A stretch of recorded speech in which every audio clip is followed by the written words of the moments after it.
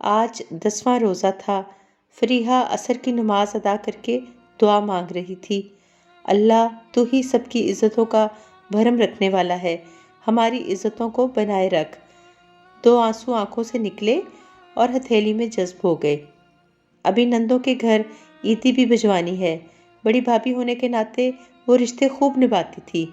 سسرال میں لڑکیوں کا بھرم قائم رہتا ہے، کم از کم یہ تو خیال کیا جاتا ہے کہ کوئی ہے ان کے پیچھے بھی۔ ایسا نہیں تھا کہ یہ خوشحال گھرانہ نہیں تھا۔ دراصل مہنگائی کے اس دور میں سبھی ہلکان نظر آتے تھے۔ فیاض احمد اچھا خاصا کماتے تھے، اچھی فرم میں ملازم تھے، مگر طبیعت میں کچھ زیادہ ہی فیاضی تھی۔ جہاں 100 روپے خرچ کرنا ہوتے وہاں 500 خرچ کرتے تھے، اور آخری مہینے میں کھینچ تان کر گزارا ہوتا تھا۔ بچوں کی فیسیں، گھر کا خرچ وغیرہ، یہ تو فریحہ کا سگڑاپا تھا کہ گھر چل رہا تھا۔ آج وہ کسی افطار پارٹی میں مدعو تھے، لہٰذا گھر میں فریحہ کا اور ساس کا روزہ تھا۔ افطار کا وقت ہونے میں ابھی کوئی 1.5 گھنٹہ باقی تھا۔ شربت بنا کر فریج میں رکھ دیا، اور کچھ فروٹ پڑے تھے، ان کی فروٹ چاٹ بنائی تھی۔ تھوڑا سا بیسن پکوڑوں کے لیے مکس کر کے رکھ دیا۔ اماں ابھی تسبیح پڑھنے میں مشغول تھیں۔ دروازے پر دستک ہوئی۔ فریحہ نے دروازہ کھولا۔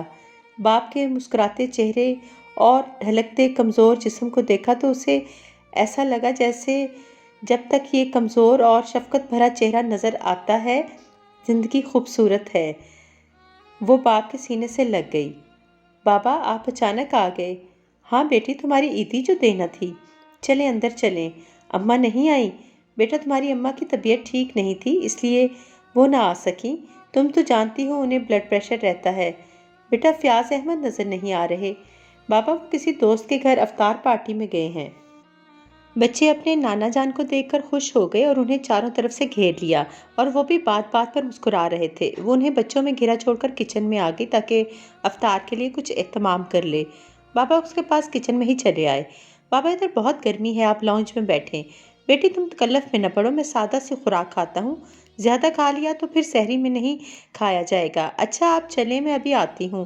وہ بات چیت کرنے کے لیے بے چین نظر آتے تھے۔ ان کا بس نہیں چل رہا تھا کہ وہ کچن میں ہی عیدی پکڑا دیں۔ وہ ہر سال عید پر پیسے ہی دیا کرتے تھے کہ خود جو لینا ہے خرید لینا۔ افطار کے بعد بچوں نے ادھم مچائے رکھا۔ بابا کے لیے چکن پلاؤ تیار کر چکی تھی اور کسٹرڈ بنا کر فریزر میں رکھ دیا تھا۔ فریحہ چائے کے 2 کپ لے کر باپ کے پاس بیٹھ گئی۔ انہوں نے جائے نماز سمیٹی اور قریبی صوفے پر چائے کا کپ لے کر بیٹھ گئے۔ اور سناؤ بیٹی، اچھا چل رہا ہے سب؟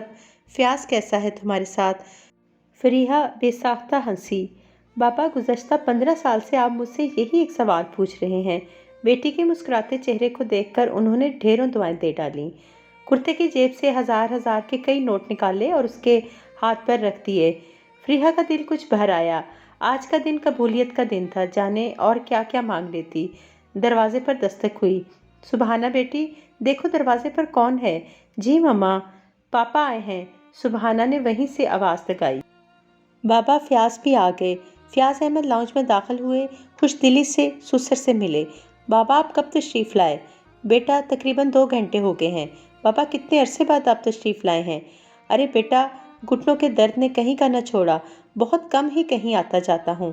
دونوں باتوں میں مگن تھے۔ فضا میں عشاء کی اذان گونجی۔ دونوں نے وضو کر کے نماز ادا کی۔ فریحہ نے ابو کا بستر لگا دیا۔ وہ نماز کے بعد جلد سونے کے عادی تھے۔ اگلی صبح سب نے مل کر سحری کی اور فجر کی نماز ادا کی۔ بابا کو جانے کی جلدی تھی، وہ صبح ہی گھر کے لیے نکل گئے۔ باپ کو رخصت کر کے چند لمحے کے لیے لیٹی۔ نیند آنکھوں سے کوسوں دور تھی۔ وہ کروٹیں بدلتی رہی۔ اگر نہیں سونا تو نہ سو، میری نیند تو خراب نہ کرو۔ فیاض احمد اس کی بے بسی بھانپ گئے تھے۔ بابا کے بارے میں سوچ رہی ہوں، کتنے کمزور ہو گئے ہیں۔ ارے یار، ظاہر ہے بڑھاپا ہے، میرے بابا اتنے بھی بوڑھے نہیں ہیں۔ فیاض احمد نے ہنسی دباتے ہوئے کہا۔ ہاں، بابا کو کم عمر ظاہر کرو گی تو خود کو چھوٹی بنا کر پیش کر پاؤ گی۔ 3 بچوں کی اماں جان ہو کر بھی کم سن ہو۔ فریحہ نے اپنا تکیہ اٹھا کر دے مارا۔ فریحہ، کل 15واں روزہ ہے، میں سوچ رہا ہوں افطار پارٹی رکھ لوں، کچھ ایڈوانس آفس سے لے لوں۔ جی، فریحہ چونکی۔ کیا بات ہے، کچھ سوچ رہی ہو؟ پریشان ہوں، کل میں شاہدہ آپا کے گھر گئی تھی، ان کے چھوٹے بیٹے کی طبیعت ٹھیک نہیں ہے۔ باجی سلائی کر کے گزارا کرتی ہیں، جب سے ان کے شوہر کا انتقال ہوا ہے بڑی مشکل سے گزر بسر ہو رہی ہے۔ صبا ٹیوشن پڑھاتی ہے اور دونوں ماں بیٹی کھینچ تان کر گزارا کر رہی ہیں۔ اوپر سے بیٹے کو ہیپاٹائٹس ہو گیا ہے، تقریباً 10,000 کا انجیکشن لگتا ہے۔ میرا دل ان کے لیے بہت اداس رہتا ہے۔ سبحانہ اور صبا دونوں میں گہری دوستی ہے۔ یہ کیسے ممکن ہے سبحانہ کے کپڑے آئیں اور صبا عید پر نیا جوڑا نہ پہنے؟ فیاض: ہم افطار ڈنر نہیں ارینج کرتے، جب پاس سرمایہ نہیں تو دکھاوا یا تنگ ہو کر روایت نبھانے کی کیا ضرورت ہے؟ جھوٹی شان دکھانے سے کیا فائدہ؟ کھانے والے بھی مالدار اور صاحب حیثیت، جو روزہ رکھ سکتے ہیں وہ کھول بھی سکتے ہیں۔ اس کی آنکھوں سے آنسو بہنے لگے۔ فیاض چند پل اس کا چہرہ اور آنکھیں دیکھتا رہا۔ میں نہا لوں، تم بچوں کو تیار کرو، ہم اکٹھے ہی شاہدہ آپا کے گھر جائیں گے۔ فریحہ کھل اٹھی۔ تھوڑی ہی دیر میں وہ آپا کے گھر میں موجود تھے۔ سبحانہ اور صبا دونوں ایک دوسرے کو دیکھ کر کھل اٹھیں۔ آپا سب سے مل کر بے حد خوش ہوئیں۔ سب نے مل کر افطار کیا، خوب مزہ آیا۔ بچے بے حد خوش نظر آ رہے تھے۔ فریحہ نے براؤن لفافہ نکالا اور آپا کے ہاتھ پر رکھ دیا۔